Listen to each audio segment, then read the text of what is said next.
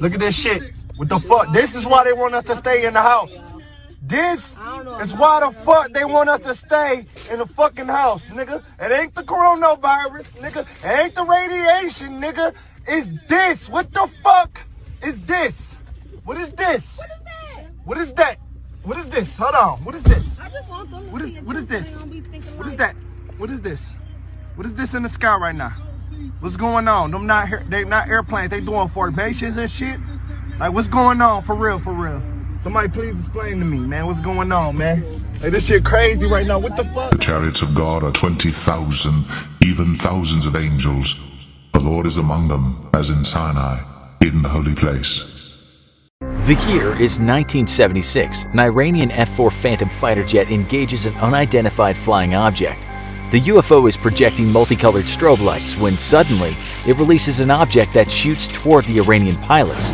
The pilot gets a lock on the object, but before it can be destroyed, the plane's weapons and communication systems go down.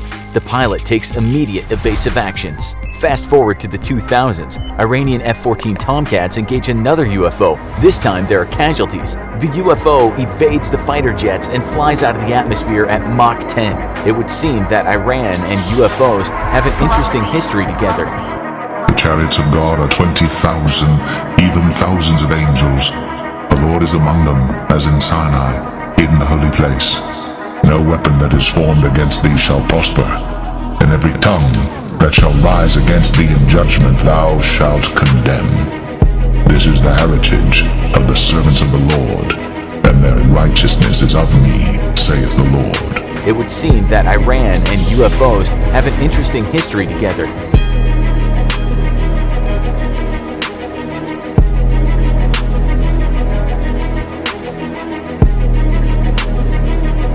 It would seem that Iran and UFOs have an interesting history together.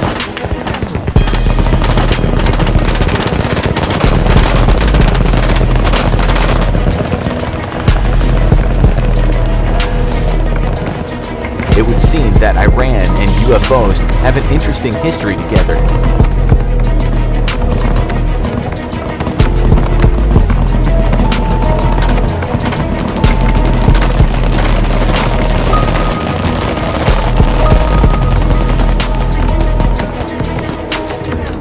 It would seem that Iran and UFOs have an interesting history together.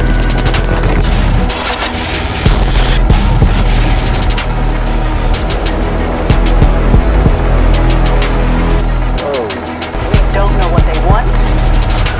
We don't know what they're capable of. It would seem that Iran and UFOs have an interesting history together.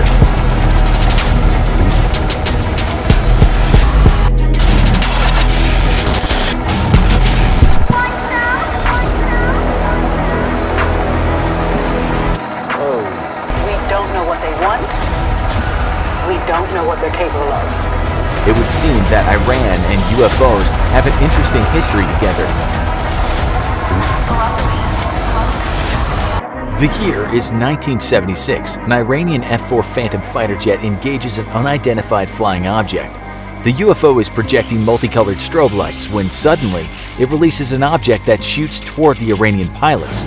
The pilot gets a lock on the object, but before it can be destroyed, the plane's weapons and communication systems go down. The pilot takes immediate evasive actions. Fast forward to the 2000s, Iranian F-14 Tomcats engage another UFO. This time there are casualties. The UFO evades the fighter jets and flies out of the atmosphere at Mach 10. It would seem that Iran and UFOs have an interesting history together. When you hear stories of unidentified flying objects, you may imagine a flying saucer or little green aliens. Not only that, but the person who's giving the account seems to always be someone who's not quite all there. They tend to have their crazy hair and wild eyes, but the UFO accounts from Iran are detailed and provided by respected military personnel. The information comes from the eyewitness accounts and classified documents that have been leaked to the public.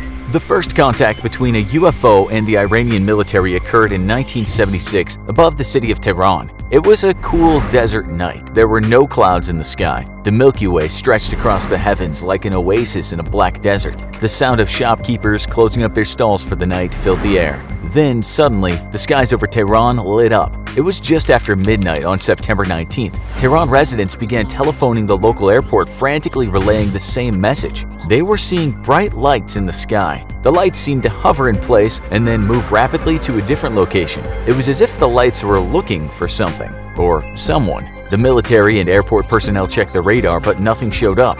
General Yousefi, the man in charge of the airfield, stepped outside and looked up at the sky. Sure enough, he saw the bright lights for himself. He witnessed the lights jetting across the sky. They looked like shooting stars being controlled by some unseen entity. He scrambled back into the airport and found his best pilots to investigate further. General Yousefi ordered Lieutenant Yadi Nazari and a backseat weapons officer to take off and have a look at the object in the sky. It was time to get up close and personal. The F-4 Phantom fighter plane took off at 1:30 a.m. and leveled off at the altitude of the unidentified object. Upon approach, the F-4 lost all navigational instruments and communications. The dials and screens in the aircraft went haywire. Nazari was flying only using his instincts and what he could see. He kept his eyes on the UFO and his aircraft pointed at the horizon. Nazari made the decision it was too dangerous to continue this way and was forced to turn around and return to base. As soon as the plane began moving away from the UFO, the instruments came back online. It was as if the UFO had some sort of electronics jammer. A second F-4 Phantom was launched at 1:40 a.m., piloted by Lieutenant Parvez Jafari. He approached the UFO and acquired a radar lock. This meant that there was definitely something tangible in the sky. The UFO was a solid mass that reflected the radar and therefore couldn't have been ball lightning or any form of pure energy. Upon getting closer to the UFO, Jafari reported that its lights were alternating in color from blue, green, red, and orange. They were strobing so quickly that they almost appeared to be solid. The UFO began to move south and Jafari pursued the vessel. All of a sudden, the UFO stopped in mid-air. It just sat there unmoving, as if the law of gravity was a force that it could choose to obey or not. Jafari veered around and stopped the aircraft so he wouldn't collide with it. He turned his jet back around and headed back toward the unidentified vessel at a slower speed. On the return approach by Jafari, something even stranger happened. The UFO dropped a bright object out from its main hull. Jafari reported that the object was headed straight for him and his F-4 Phantom, and it looked like a torpedo made of light. He attempted to lock onto the incoming projectile with his AIM-9 Sidewinder infrared guided missiles, but just after getting a lock, he lost all communications with his weapons console. Jafari was forced to take evasive actions and turn away from the projectile. He jammed the flight stick to the side. The F-4 did a barrel roll and avoided the incoming object. Jafari leveled off again, and when he turned back to look for the object shot at him, Jafari said he saw the device reverse course and rejoin the main UFO. It then seemed to dock with the mothership. Jafari then witnessed another bright object coming out of the main UFO and descending straight down toward the ground. It left a bright trail of light as it descended. The ambient light lit up an area of around 3 kilometers. Then, as if it were done with its business it came to Iran to conduct, the UFO accelerated and shot out of the atmosphere. Jafari watched as the strobing lights faded into the night sky. As the F-4 Phantom prepared to land, it experienced more communication and navigational failures. Upon further investigation, a commercial airliner in the area also reported communication failures at the same time as Jafari, but the airliner did not see the UFO. Ground troops were sent to recover the fallen object, but as they approached the area, their equipment started to malfunction. No trace of whatever the UFO shot toward the ground was ever found, as far as we know. Approximately 3 decades went by without any reports from Iran about UFOs in their airspace. Then, in 2004, strange aircraft were once again encountered by the Iranian Air Force. At this time, Iran was still using a few F-14 Tomcats that they'd purchased from America before the revolution. The Iranian military used the Tomcats to protect their nuclear facilities. Considered one of the most successful fighter jets ever built, its speed, maneuverability, and weapon capabilities make it an aircraft to be feared and respected.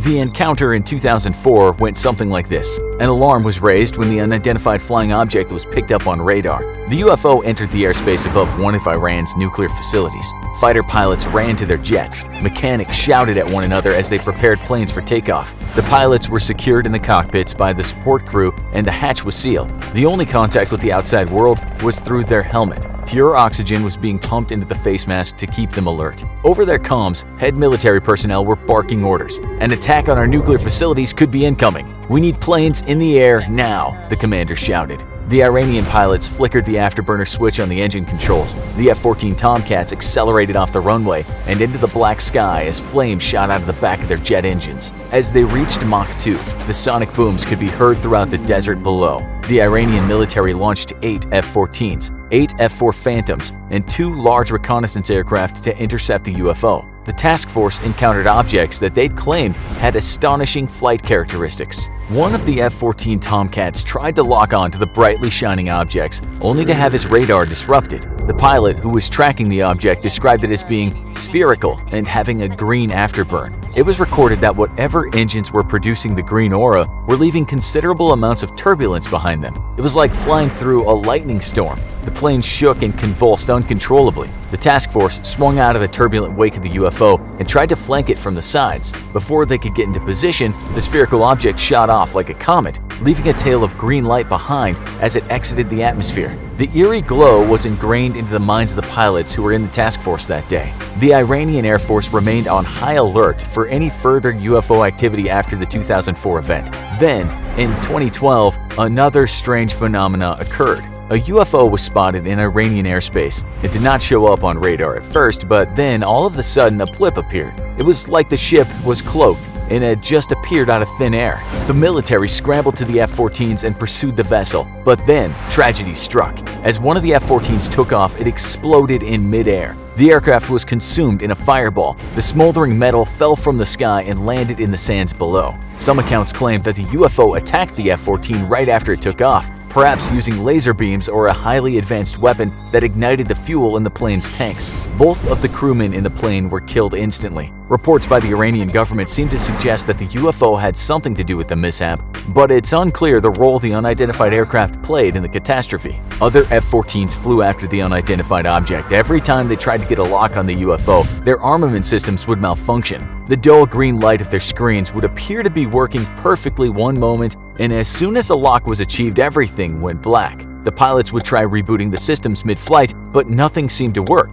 The UFO quickly outpaced the F-14 Tomcats as it reached Mach 10, a speed faster than any aircraft currently produced can fly. It was almost like the UFO was toying with the F-14s. With the afterburners, the Tomcats pursued their enemy at a top speed of just over Mach 2. This is 1,534 miles per hour. The encounter ended similarly to the one in 2004. The UFO shot out of the atmosphere with a glowing tail of exhaust behind it. Each of the unexplained encounters recorded incredible capabilities of the UFOs. In all 3 cases, radar was jammed and weapon systems malfunctioned when the UFO was present. It seems that once the UFO left the general area, the instruments started to work properly again. You have to wonder what whoever was controlling the UFO was after. Their radar jamming capabilities seem highly sophisticated, yet they still allowed the Iranian military to know that they were there. Was it an accident all 3 times? Or was the UFO testing Iran's Air Force capabilities? Another common factor between the encounters was that the UFOs all left the atmosphere after encountering the Iranian aircraft. They seemed to launch away at Mach 10, which is 10 times the speed of sound, or 7,612 miles per hour. The closest any known human aircraft has gotten to that speed was Mach 9.68. This was achieved by a NASA experimental hypersonic aircraft called the X-43. And why did they shoot out the atmosphere instead of just leaving Iranian airspace? Was there some other vessel waiting for them in orbit around the Earth? Was there a large mothership waiting to launch to light speed once the reconnaissance ships returned? All of the accounts also mention the UFO hovering, which means that they could remain in the air with a velocity of 0. The massive acceleration it would take to go from 0 to Mach 10 in seconds is not possible with our current technology. All of the UFOs were also described as luminous objects. They emitted some kind of light, whether it was the strobes from '76 or the green afterburn glow of the 2000s. Could the lights be some sort of undiscovered propulsion from an advanced alien race? Or is there a country on Earth that's discovered an advanced propulsion system that the public is unaware of? There are several theories as to what the UFOs might have been. Iran has claimed that they were secret United States spy planes. They've also suggested that the aircraft were state-of-the-art drones that the US military was using to spy on Iran. However, the United States does not have the technology or capability for achieving Mach 10. It also seems unlikely that a spy aircraft would emit bright lights that would give its position away. Could the UFOs that Iran encountered be extraterrestrial? Is there any evidence to support that aliens have a special interest in Iranian nuclear sites? At this point in time, all we know is that on 3 separate occasions, skilled Iranian Air Force pilots encountered unidentified flying objects with advanced technological capabilities. There seems to be no definitive explanation for the UFOs encountered by Iranian military personnel. Whether the United States has advanced secret technology or Iran has encountered extraterrestrial UFOs, the 3 events still remain a mystery to this day. The chariots of God are 20,000, even thousands of angels. The Lord is among them, as in Sinai, in the holy place. Alright, so right now we're in Afghanistan, and this is a thermal imaging and thermal camera of some UFOs over Afghanistan. Right? Check these guys out. So we got 4 objects up in the sky. And what's interesting is when they zoom in on it and you see what these UFOs are actually doing. This is what's really cool. They're actually dripping some kind of fluid, it looks like. Wait, what the fuck was that? Hang on, let's go back a second. Well, let's pay attention. It seemed like something flew by there real quick. Let's see, maybe it's something that one of these things that came off of the UFO that's dripping shit. Watch this. Slow this down. Look at this. What? Boom! What the fuck was that? Son of a bitch. Well, that was fucking cool, whatever the hell that was, but let's get back into it. So this UFO is dripping something, or some kind of molten liquid metal or something like that. However, now the military is seeing these things floating in the sky, so they call in an A-10 Warthog, who comes in and fires a Sidewinder missile at it. Now watch what happens. This is absolutely amazing. Boom! Sidewinder hits him. Nothing.